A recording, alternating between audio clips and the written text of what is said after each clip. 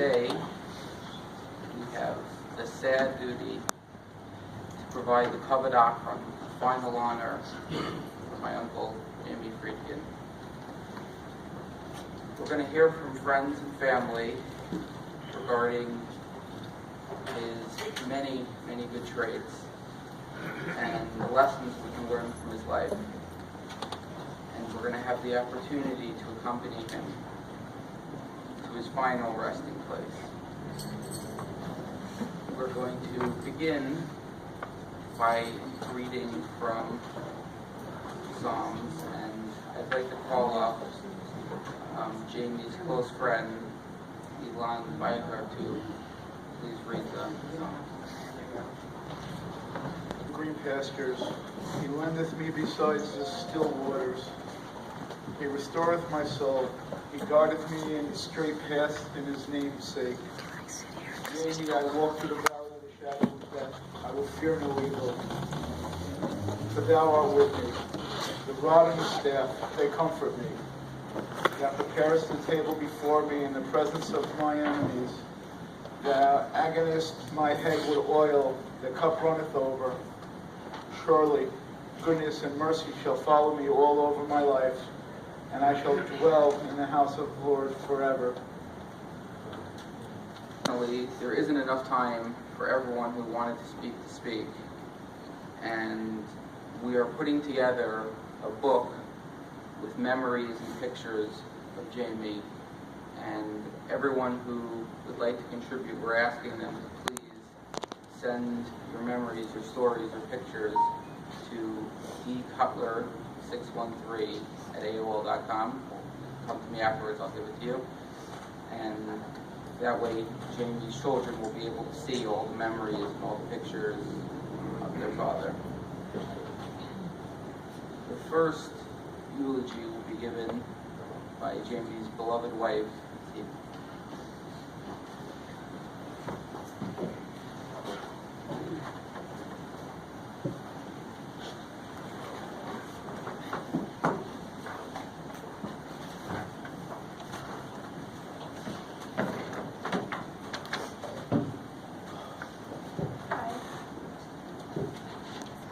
Sad, but I'm so happy to see the whole place is full.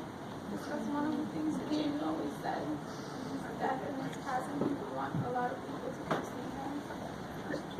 Thank you for coming to help us put him to rest today. Jamie was my best friend. He was the greatest husband, and he was the most loving and amazing dad I've ever seen.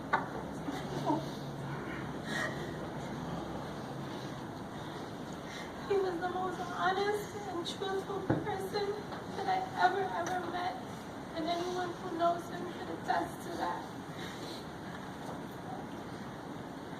And the time that God has given Jamie to me, He has given me my only wish, which was a family that I would love and share with him. And our family, even in his death, he left me with his final wish. Wants to have another baby, and it's his only wish to have a baby girl. That was his last wish. Our family is all Jamie ever wished for and lived for.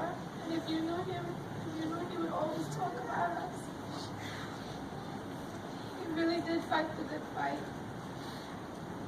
And he always said he wouldn't wish what he had on his worst enemy. Because he fought so hard. And he struggled so long for it. He stayed strong and through to the very end. Those who was with us, they saw in his last hours how much he fought and how much he didn't want to leave us. God showed his grace and saw how much he struggled mentally and physically.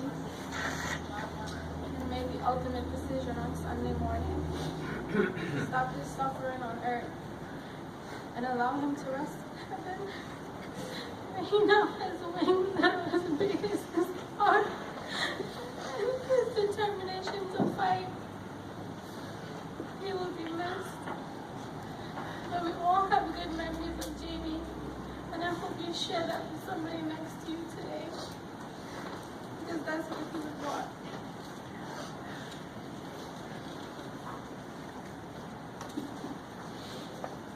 Thank you again for coming.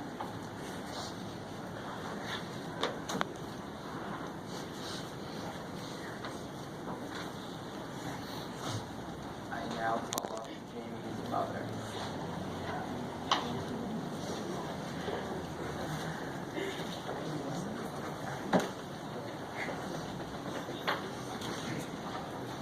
Everybody here is Jamie as a very kind and generous person of himself more than anything else. Jamie loved life. He loved family. And Hashem was very, very good to him. He gave him the two things that he wanted most in life. He gave him a loving wife, he gave him 2 children, and a third on the way. And I want to tell you a sad story, but to me a beautiful story. Jamie, for a long time, has wanted to live on the beach. It was his one dream to look at the water and live on the beach and have peace.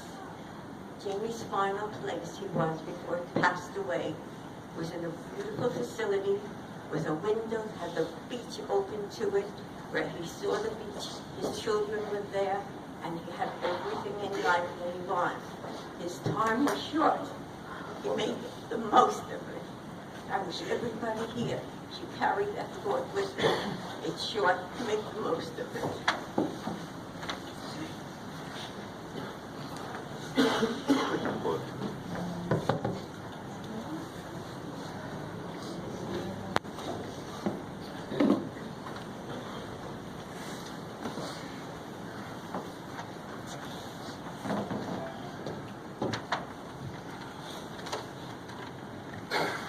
A friend.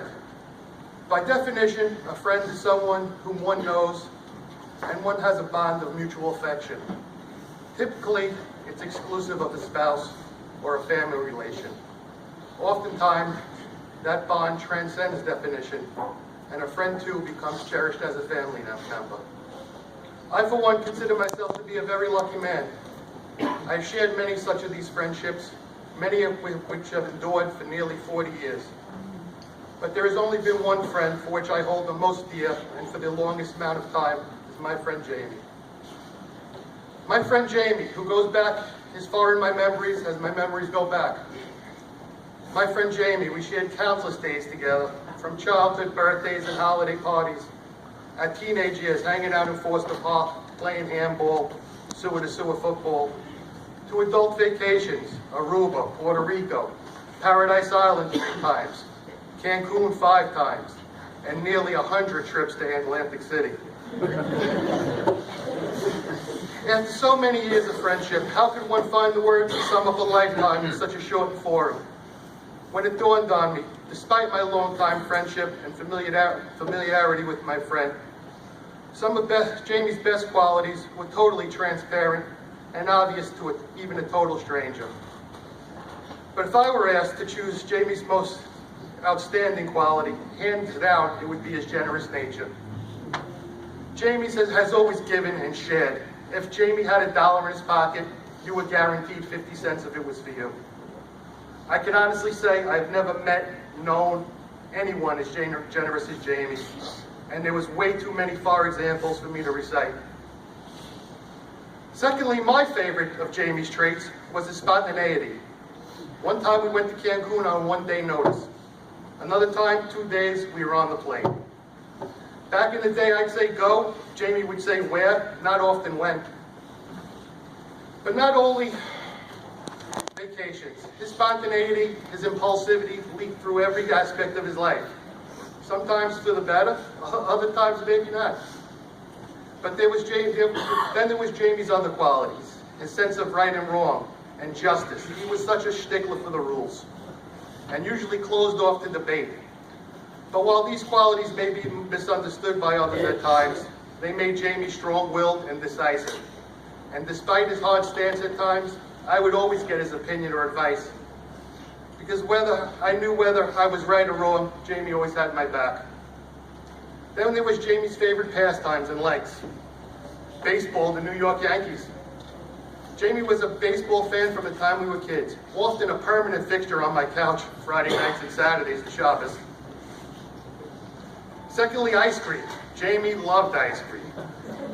As kids, we went to Carvel in the rain, in the cold, Hurricane Gloria, a blizzard or two.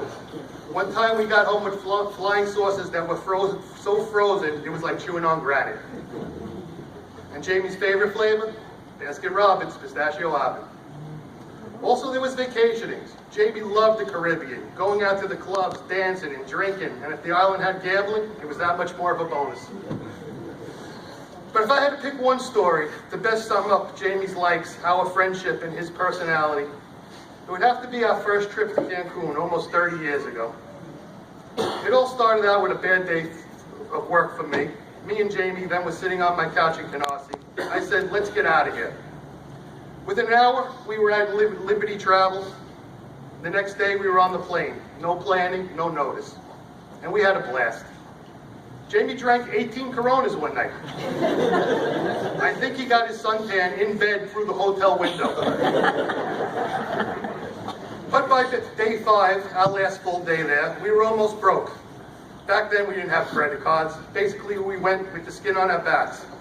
But it just so happened, my brother and his girlfriend at the time were arriving that same day. And with meeting up with Jamie, within a few minutes, Jamie said, yo, give me $100. And with that, the party resumed long into the night. At some point that night, I said to Jamie, maybe keep a few dollars for tomorrow to get home. To no avail. As the sun rose over Cancun that following morning, I had 3 things in my wallet: a driver's license, race seal birth certificate, and a $20 bill I always kept for emergency. Jamie had pocket lint. As we had free airport shuttle service, I figured all was good. Well, we got to the airport, we're in line. I noticed everybody getting out their passports along with cash.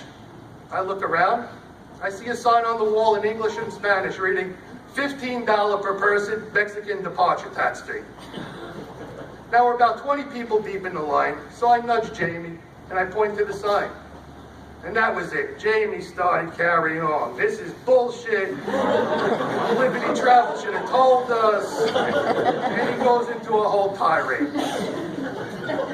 Now I got 5 minutes how to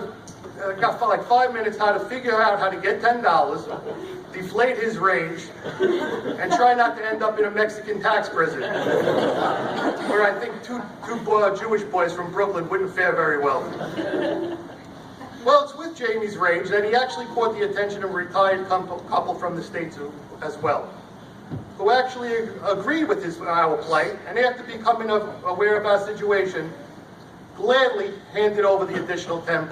And thank God we got through security and in the terminal. But the story doesn't end there. While waiting our flight, we ran into another guy who we had met on the flight down. Nice kid, wealthy boy from Midwood. We were supposed to hook up with him all that week, but of course we had blown him off. We felt bad about that, but that didn't stop Jamie. Yo, give me some money. The kid pulls out a fistful of cash. Jamie grabs $10 and bolts off. I'm sitting there for a few minutes. No Jamie. So I get up to take a little stroll. Then in the distance, walking towards me, I see Jamie. A big soft serve pretzel in one hand loaded with mustard. The biggest soft serve ice cream cone in the other. Mustard and ice cream melted all over the place. With that comes the same retired couple who just gave us the $10 earlier, and they were pissed off. We thought you were broke, you took advantage of us, you're con artists. Well, while I'm trying to explain all this, Jamie is keeled over laughing, covered in melted soft serve and mustard. So there you have it in a nutshell. Jamie's all his favorites: vacation, drinking, clubbing, drama. That was Jamie. Then we were a bit older, Jamie met Ziva. And instantly he was cemented. I remember how quickly he put aside all other things and looked forward to being married and then later to becoming a father. And how proud he was of first Adam and later Jonathan. I could also recall vacationing more recently, but this time with our wives and the boys, and I realized how much better off we were. There were so many good times. So many stories and good memories. But then unfortunately came the bad times as well. From Jamie's first diagnosis to his many surgeries and recuperations, Jamie fought with courage and valor. He explored every option that modern medicine brought his way. And he lived with pain and discomfort that none of us could even begin to manage for far too long a time. While we all knew Jamie's illness may one day ultimately lead to his passing, we all hoped that day was far, far down the road. But for all of us, I'm sorry to say that day has come to pass. Sadly, regardless of our hopes,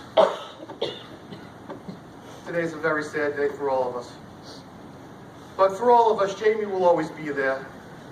The memories, reflections will endure us for all. For me, Jamie will be there for me for the rest of my days. And while we are all devastated by our loss, what he leaves behind in our hearts, our memories, and our souls will carry on eternally. Rest in peace, my friend, my brother, my Jamie.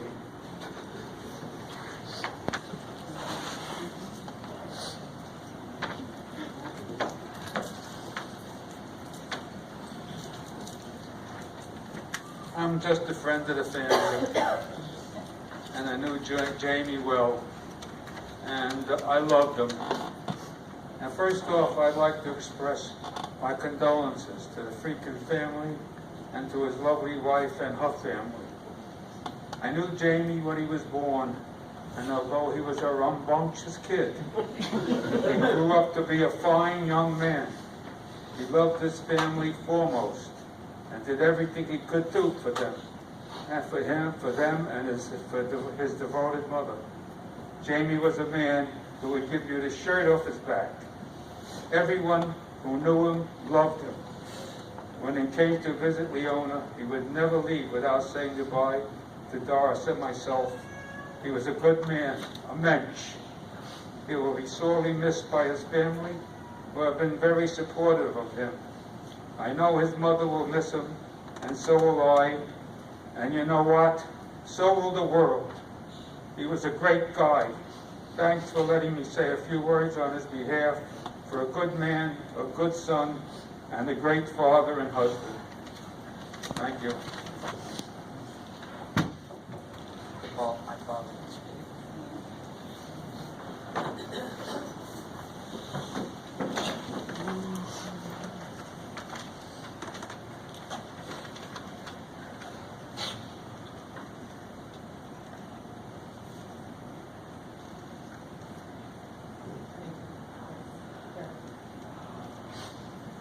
There is a saying that what is important is not the years in your life, but the life in your years. Jamie Mark Friedkin entered this world November 3rd, 1967, and left the world yesterday at 48 years young. His years were filled with life and with passion and with a huge heart. Jamie had so many amazing qualities. He was a fighter. He battled cancer for over 11 years, never giving up, always looking for a way to be there for his wife Zeba and his kids, for his friends and for his family. It was not Jamie's only battle. As a young adult, Jamie battled substance abuse, and he won that battle. He was immensely proud of that battle and immensely proud that he won it, which he did with the help and the love of his mother, with his family, and he shared that experience with anyone he felt needed the support to fight that battle for themselves. Jamie offered support and advice to anyone he felt needed it to fight this battle, just as he offered support to all who were fighting the battle of cancer with him. Jamie was real. What you saw was what you got. No one ever had a guess whether Jamie loved you or he didn't, whether he was happy with you or he wasn't. He was genuine and he was real, and it was one of his greatest qualities. Most of all, Jamie was very passionate. He was passionate about his Yankees, He was passionate about his friends, and especially passionate about his family. If you were his friend, you were fortunate. He would do anything for you. If you were his enemy, you were in trouble. If you were his family, you were truly blessed. On our many trips to and from Sloan Kettering and to Mount Sinai, he always spoke about Adam and Jonathan and his love for them. He just wanted to run away to a beach in Costa Rica with them and spend quality time with them. Unfortunately, he never got there, but Adam and Jonathan always know that your father loved you with an unfathomable love. And Ziva, always know that Jamie loved you so deeply. On the good days, it was obvious. And on the not so good days, it was also obvious. On our way to Sloan, he would regularly start the car ride saying that he is not doing that treatment, he's not doing that clinical trial. He'd tell me he had a big fight with Ziva, and he's done. And of course, I would just wait for the trip home, and he would tell me how much he loves Ziva, and he has to fight for her and the kids, and that I should call his friend Yankova because he wants to buy Ziva a beautiful present, and she deserves it for putting up with him. Today we say goodbye to Jamie's body, but his soul will live on, and he will always be with us. He will look down on us and be at our simchas, at our happy occasions. He will share them with us, including the birth of his baby, which God willing will be born in 6 weeks. And he fought so hard to see while in this world. Ziva, please know, he will see your new baby from heaven. And Jamie will be with us in good times and in bad. And he will continue to live in our hearts and in our thoughts. May we merit the day when we will be reunited with Jamie and all of our loved ones in this world, and we will no longer know any more sorrow.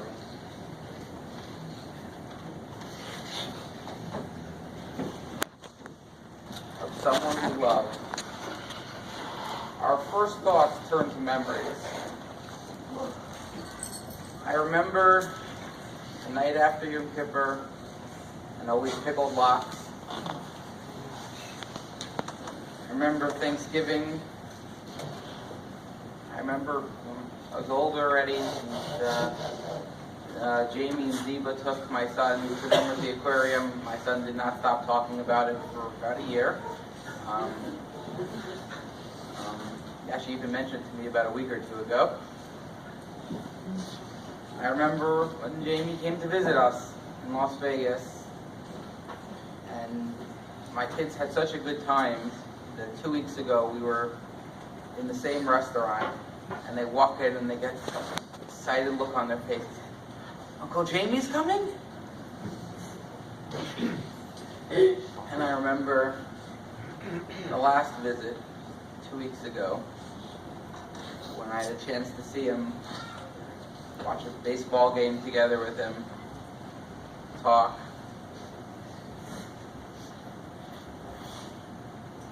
But we need to be able to move and see more than just the memories.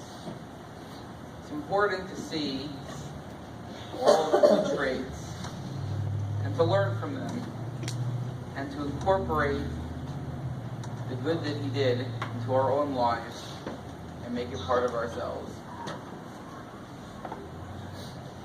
Two things that really always impressed me. The first is just his kind heart and how willing he always was to do a favor. He helped us so many times with different things, my wife and I, and tremendous amount of gratitude. One particular occasion, our car had broken down and it was unfixable, and now we needed a car. And I called Uncle Jamie just to get a little bit of advice. Just I figured I don't know anything about cars, he does. Let's get some advice. And instead of just giving me a minute of advice, he started calling all his friends, and he walked us A through Z through the process. Just incredible amounts of help. He took care of everything for us. And that wasn't just one of many occasions, so many different times where he did that for my wife and I, for our family, and just the enthusiasm which he threw himself into doing things for others. Just incredible. Second thing that also has really, really impressed me and moved me very deeply was the way he never gave up. And his more than decade-long fight with cancer, and he didn't let that defeat him. He built a family, children, loved, his wife he loved deeply, children he loved deeply. And all this happened after he had cancer. He never let it be something that would take him away from his life. And I think that's something I've always tried to learn from and to, take into my much more mundane struggles in life, to see if he can handle that, if he can not give up on that. We can all deal with the problems that we do.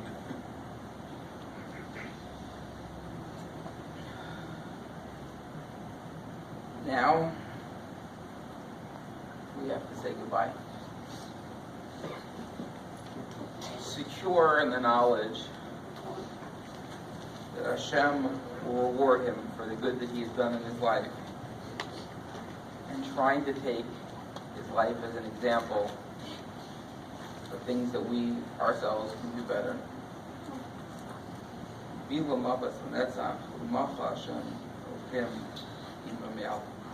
May Hashem swallow up death forever and wipe the tears from every face.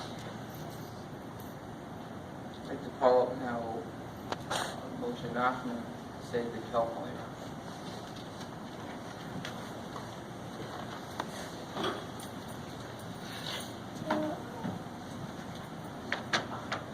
Everyone, please stand.